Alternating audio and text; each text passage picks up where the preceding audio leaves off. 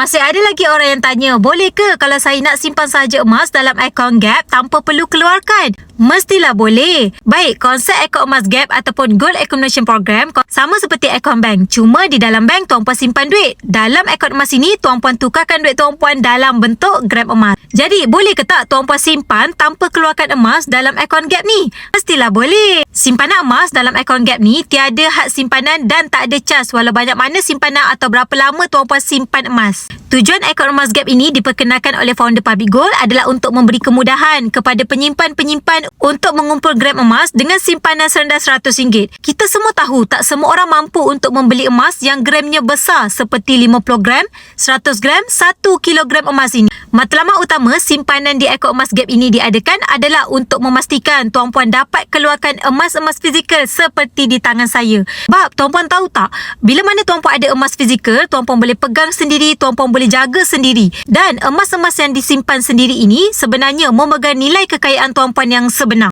Jadi, bagi tuan puan yang nak mulakan tabungan emas bersama dengan Public Gold, nak saya bimbing dapatkan item-item gold bar seperti di tangan ini, maka tuan puan jangan tangguh lagi. Boleh terus klik link di bio ataupun terus tunjuk pin di video TikTok saya cara untuk bermula. Saya akan kat tuan puan dalam simpanan emas bersama dengan Public Gold.